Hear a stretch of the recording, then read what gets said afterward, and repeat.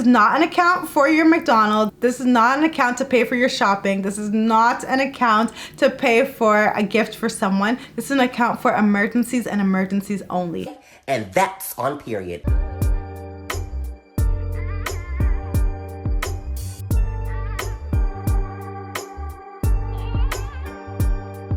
Hi everyone, welcome to my channel. My name is Reni. If you're new here, welcome, and if you're a returning subscriber, welcome back. I appreciate everyone for watching. I do fashion, finance, lifestyle, and career, and today's video is going to be all about finance, which I know you guys love. So today we're going to talk about building an emergency fund. So my first question to you is, have you ever heard of the term stash some money away for a rainy day? I'm sure most of you have, and this term or phrase or whatever you want to call it is typically referring to the idea that if something should happen, something sudden should happen, you will have money saved away that you can use to pay for whatever happens. And in that financial literacy world, we call this an emergency fund. Before I go any further, do you have an emergency fund? Let me know in the comments below. I'd love to know if you currently have an emergency fund. Today I'm gonna talk to you about what an emergency fund is, who needs an emergency fund, why people need an emergency fund, and most importantly, where you can hold this fund. So this video is in partnership with EQ Bank, who you all know that I love. So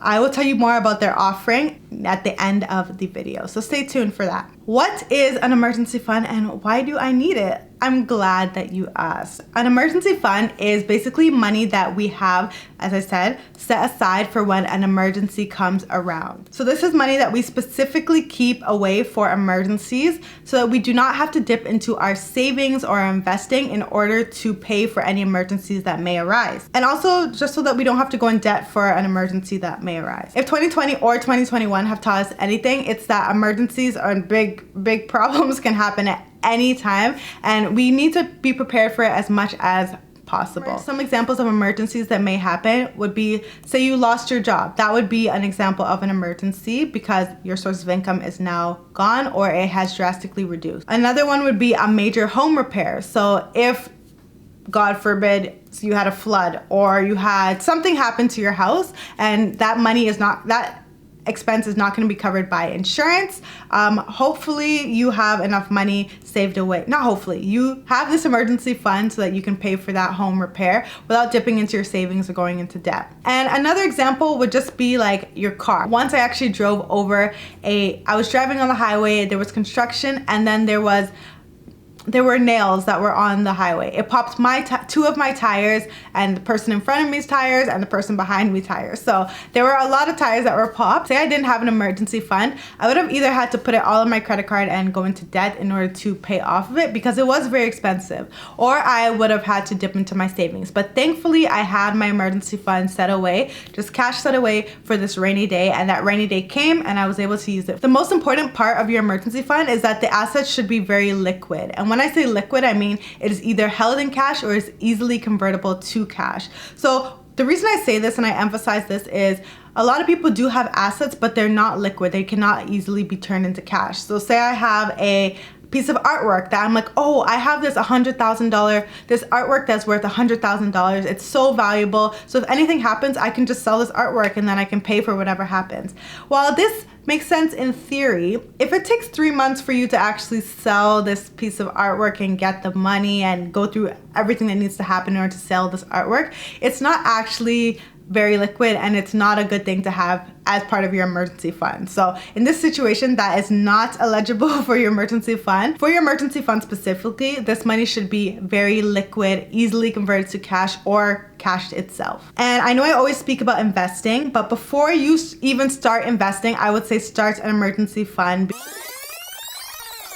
But before you even start investing, I would say start an emergency fund because investing can be very volatile. And while investing may not be the most illiquid thing because you can easily sell your stocks and get the money out, one thing to note is that your stocks may be down on that day that you have an emergency. So you don't want to be in the situation where you have an emergency and you now have to sell your stocks for less than they're worth in order to pay for your emergencies. So in my opinion, don't keep your emergency fund in ETFs, in stocks, in bonds, if they are part of your emergency fund. If you are just keeping those for a long-term hold, that's great. I highly recommend that. But if you are trying to create your emergency fund, I would not include those in your emergency fund. So you're probably asking, okay, how much do I actually need to keep in your emergency fund? And once again, I'm glad you asked. The amount that is in your emergency fund really depends on you. So I did a lot of research for this video and I was like, okay, let me find out what experts say. People who are professionals, what do they actually say about your emergency fund? How much do they suggest that you keep in your emergency fund?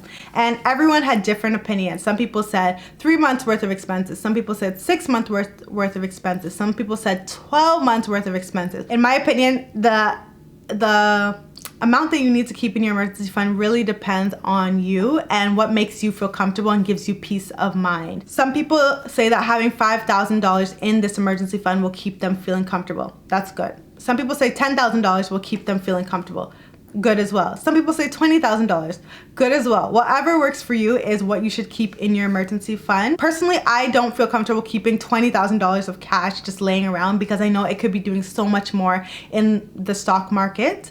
However, I do understand that my living situation is very different from you. So again, do what works best for you, and it's all unique based on your own unique living situation. If you are a single person, you have no dependents, you have no mortgage, you probably don't need to keep $20,000 in your emergency fund. But as a rule of thumb, as I did all my research, I would say most of the experts said 3 to 6 months. That was the average that people said. So you can use that as a guide for you. 3 to 6 months worth of expenses. So you're probably wondering, okay, how do I calculate this amount? So to calculate this, go into your budget or go into your bank statements for the past 3 to 6 months and look at all the money that you spent and what you spent it on. Look at how much you spent on essential items. How much did you spend on food? How much did you spend on your mortgage? How much did you spend on transportation? How much did you spend on child expenses? Different things like that. So as I said, it is very important to know your individual situation and know how much you personally need to spend or to save. Remember, you must resolve that whatever you decide to put in this account is for emergencies only. I think a lot of people have this account, but they're constantly dipping into it for random things. This is not an account for your McDonald's. This is not an account to pay for your shopping. This is not an account to pay for a gift for someone. This is an account for emergencies and emergencies only. There are other accounts like sinking funds that you can use for all those other things that I mentioned, and I can do a video about that if you want to see it. But yes, this is an account strictly for emergencies that may occur. This is an account to cover unplanned expenses, not any of these planned expenses that you do have. So now that you know that you do need a fund and what the fund is, now how do you actually save it? Like, you're probably wondering, okay, Reni, how am I possibly gonna save $10,000? Like I have lots of bills to pay. How am I possibly going to save that much money this quickly? And I'm so glad that you asked. Let me show you a few ways. I'll just mention 2 ways that you can save for your emergency fund. The first way would be to save a set percentage of your monthly or bi-weekly income. So if you make $5,000 a month, for example, and you say that, okay, every month $500 of that $5,000 is going towards my emergency fund until I can develop my $10,000 emergency fund. That's great. I love that approach. And here are 2 ways that you can do that. So the first way to do this, to keep you accountable to this, would be to add emergency fund as a line item on your budget. This is a great way to ensure that you are allocating money, especially if you do the zero-based budgeting approach. You can allocate money towards your emergency fund each month. So just like you allocate money, say $200 to groceries, $300 to my car payments, $400 to this, that now you also have that $500 emergency fund line item on your budget, and you are making sure that you put money there every single month. Another way would just to be automating this. And I always say this, I love automation. I think it is genius. Instead of you manually taking $500 from your checking account every time you get paid and putting it in your emergency fund, instead you're gonna say, okay, bank, every single time that I get paid, take $500 and put it into this account. That is a better way, and it takes all of the pressure off of you to do it yourself. I think that doing it yourself is a way to maybe miss payments if you want to, or you may forget, so instead of doing that, don't rely on yourself, just rely on the technology to do all of that for you. The second way to save for your emergency fund would be to take a lump sum of cash and deposit it into your emergency fund. So say you want to save $10,000 in your emergency fund and you already have $10,000 like your checking account just sitting there, take that and put it in and resolve that this is for your emergency fund and you're sticking it there and it's only for emergencies now. Another way would be if you get your tax refund. So I know it's tax refund season. A lot of us are getting tax refunds right now. Put a chunk of that money into your emergency fund. Or if you get a gift from someone. I wish I got $10,000 gifts. Unfortunately, I don't. But if somebody is gifting you with money, take that money and instead of spending it, put it into your emergency fund. So now we get to the most important part of the video, and that is where. Where do I actually keep my emergency fund once I have it? Should it be in my checking account? Should it be in my savings account? Should it be in my investments? Where do I actually keep an emergency fund? To make your money work for you as much as possible while still keeping it in cash, I always suggest putting in a high interest savings account. So there are savings accounts, there are checking accounts, but then there is the high interest savings account. And I always suggest putting it there simply because your money is working more for you because there's a higher interest rate there. A typical interest rate in a savings account here would be 0.05%. Even for some high interest savings account, they would say 0.05% is their interest rate. But there are some here in Canada that have up to a 1.25% interest rate. What would you rather have, 0.05 or 1.25? I think 1.25 sounds much better to me. I like to put my money where it's gonna work as much as possible for me. So yeah, know your options and put your money where your money will work most for you. I do have a video that compares high interest savings rates across Canada, so you can check that out. I will leave it up here. If you did watch that video, you know that EQ Bank was one of my favorites. I currently have used it for about 6 months and I'm still loving it. It's much better than that account that I decided to close, and I am getting interest every single month, which is what I always love to see. They send you an email every single month telling you how much interest you've received this month, which is A1. Here you can see that I have EQ Bank's website on my screen, and this is the Savings Plus account, which as I said is their high interest account. So you can earn up to 125 times more than other banks, which I love. And they also say, isn't it time for a bank account that's worth it? Love that, because you know, if your money is going to be held in cash, you want it to be working for you. So it has one of the highest interest rates on the market right now at 1.25%. And yeah, all you do is sign up. It's really easy. Use the link in my description to sign up. Some of the reasons that I love EQ is that they have no monthly fees. They have free e-transfers. They have free bill payments. They have zero minimum balance. They have cheap international money transfers. Honestly, they're the whole package. It's basically like the flexibility of a checking account with the interest rate. Like, what's not to love? If I were to give a little bit of an illustration, say that you are putting $10,000 in your emergency fund and you are set that, okay, I have this $10,000, I'm gonna put it in my emergency fund. If I were to put it in an account that has 0.05% interest rate, my money at the end of the year would be $10,005. If I were to put it in a high interest savings account that had a 1.25% interest rate, my money at the end of the year would be $10,125. So what would you rather have?